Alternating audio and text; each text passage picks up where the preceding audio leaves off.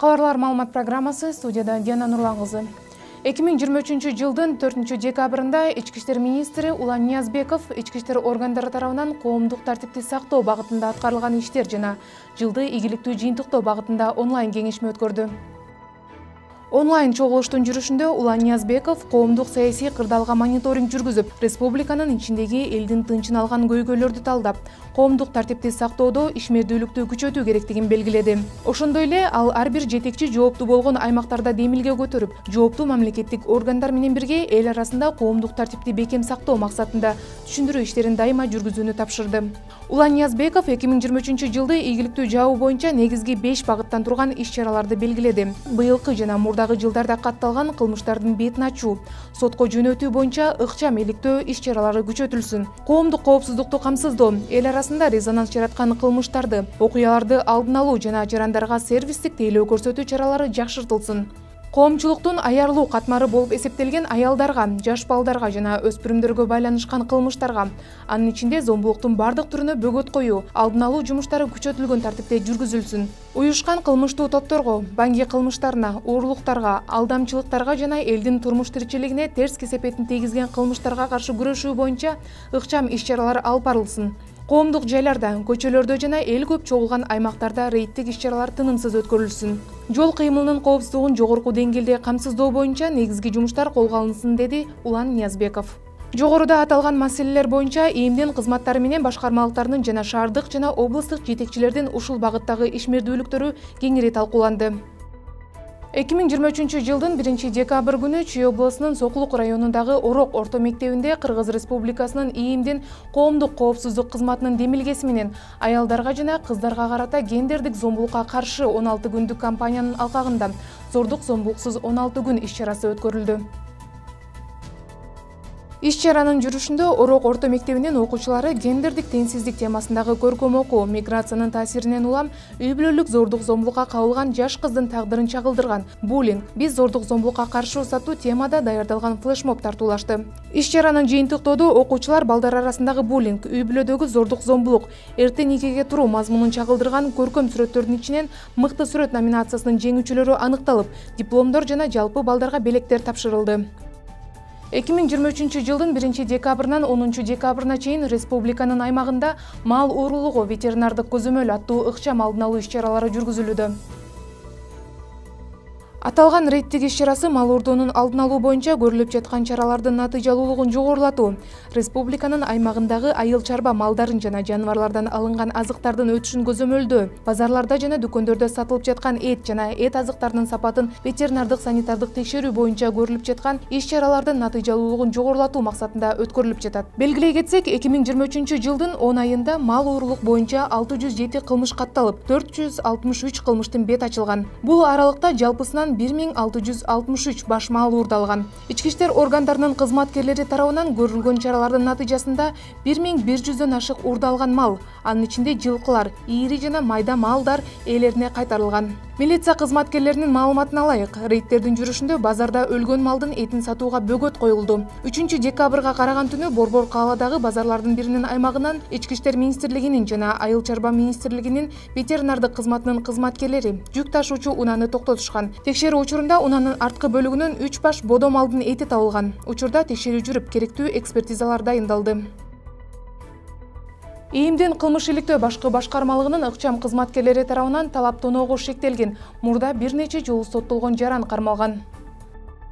Үстүбүздөгү жылдын июль айында Бишкек шаарында белгисиз адам күч колдонуп, Борбор кааланын тургунун коркутуп, 20 000 сомдук уюлдук телефонун тартып алган. Маалым болгондой, белгисиз адам андан кийин телефонду күрөканага күрөөгө койгон. Бул факт боюнча Кылмыш жаза кодексинин 206-беренесинин 2-бөлүмү менен кылмыш иши козголгон. 2023 жылдын 7 декабрында ыкчам издөө иш-чараларын жүргүзүүдө кылмышка шектүү катары Нарын облусунун тургуну 1983 жылы туулган С.К. кармалган.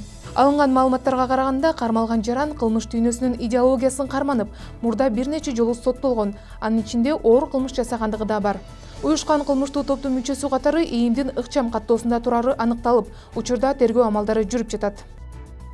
Ички иштер министрлигинин кылмыш иликтөө башкы башкармалыгы аймактык бөлүмдөр менен биргеликте баңгизаттарды мыйзамсыз сактоо жана даярдоо, ок атуучу куралдарды мыйзамсыз сактоо фактыларына байланыштуу бир нече кармоолорду жүргүздү.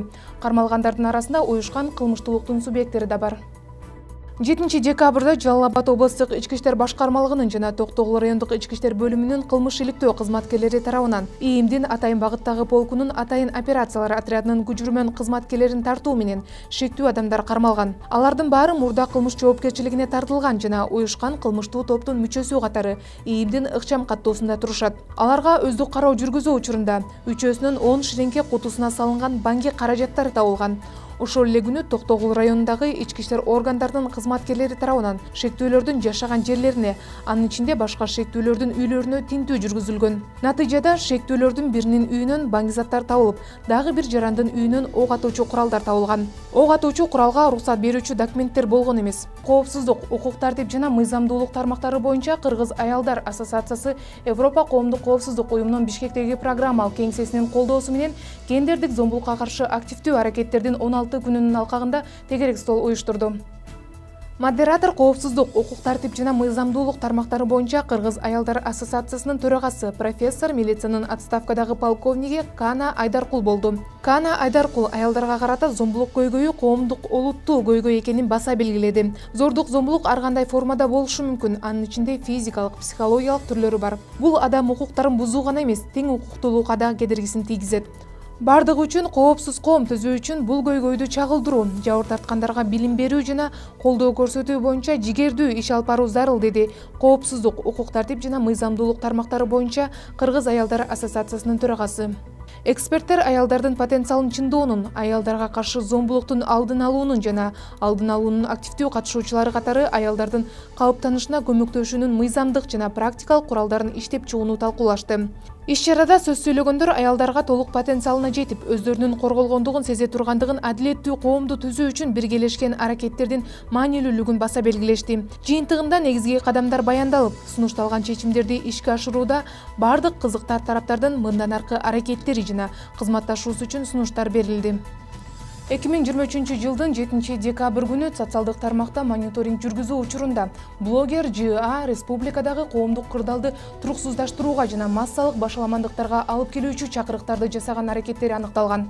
Массалык башаламандыктарга алып келүүчү чакырыктарды жасоого шектелип, ЖА аттуу жаран кармалды. 2023 жылдын 7 декабрь күнү социалдык тармактарда БКЖ баракчасы аркылуу республикада коомдук кырдаалды туруксуздаштырууга жана массалык башаламандыктарга алып келүүчү чакырыктарды жасаган баракчанын ээси, эч жерде иштебеген ЖА аттуу жаран кармалды. ЖА аттуу жарандын жашаган дарегинде тинтүү иш-чаралары жүргүзүлүп, жыйынтыгында далил катары бир нече уюлдук телефондор, фотоаппарат, Dell, MacBook, Lenovo жана башка үлгүсүндөгү ноутбуктар, компьютерлер, планшеттер, ар кандай техникалык каражаттар жана банк карталары табылып алынган. Белгилеп кетсе, шектүү жаран АЖ жашаган даректен анын жакын 2 адамы техникалык каражаттардын басымдуу бөлүгүн алып, автоунаа менен качуу аракетин жасоо малында милиция кызматкерлери тарабынан токтотулуп, жогорудагы буюмдар алынган.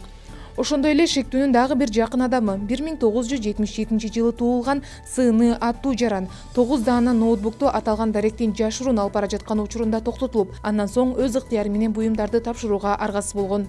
Тинтүү иш-чараларынын жыйынтыгында алынган техникалык каражаттар бул 4 уюлдук телефон, Sony үлгүсүндөгү 1 фотоаппарат, 16 Lenovo, Dell жана башка үлгүсүндөгү ноутбуктар, 15 MacBook үлгүсүндөгү ноутбуктар, 3 флеш-карта, 1 Apple үлгүсүндөгү моноблок, 13 адаптер, 3 планшет, сырткы маалыматтарды тактоо дисктер, жалпысынан шектүү таандык болгон техникалык каражаттардын орточо баасы 3 миллион сомдон ашык сумманы түздү. Ыкчам маалыматка ылайык шектүү АЖ көптөгөн техникалык каражаттарды Темиров Лайф жана башка чет өлкөдөн каржыланган блогерлер менен биргеликте колдонуп, коомдун оюн терс жака бурмалоо жана республикадагы кырдаалды туруксуздаштыруу максатында уюштурган. Жогоруда айтылган фактылар боюнча тергөө кызматы тарабынан Кыргыз Республикасынын кылмыш жаза кодексинин 278 беренесинин 3-бөлүгү массалык башаламандыктар, бийлик өкүлдөрүнүн мыйзамдуу талаптарына жигердүү баш ийбөөгө жана массалык башаламандыктарга чакырыктар, ошого тете жарандарга зомбулук көрсөтүүгө чакырыктарга ылайык кылмыш иши козголуп, тергөө ыкчам иш-чаралары жүргүзүлүп жатат жана кошумча аныкталган ыкчам маалыматтар укуктук баа берүү үчүн толук кандуу текшерилүүдө. Азыркы учурда кылмышка шектүү 1984 жылы туулган ЖА аттуу жаран Кыргыз Республикасынын кылмыш жаза процессуалдык кодексинин кодексинин 96-беренесинин негизинде Бишкек шаардык ички иштер башкы башкармалыгынын убактылуу кармоочу жайына киргизилген. Жол кыймылынын коопсуздугун камсыздоо башкы башкармалыгы кызматкерлерди кабыл алуу сынагы уланууда. Мында талапкерлерге коюлган негизги квалификациялык талаптар жеңилдетилген. Эми 19 жаштан 30 жашка чейинки жарандар жол инспектору болуп иштей алат. Мурдагыдай жогорку билим милдеттүү эмес, жалпы орто билимге ээ болсо жетиштүү. Ал эми кененирээк маалыматты Ички иштер министрлигинин расмий сайтынан ала аласыздар. Апта ичиндеги маанилүү жаңылыктар болду. Ички иштер министрлиги Диана Нурлан кызы.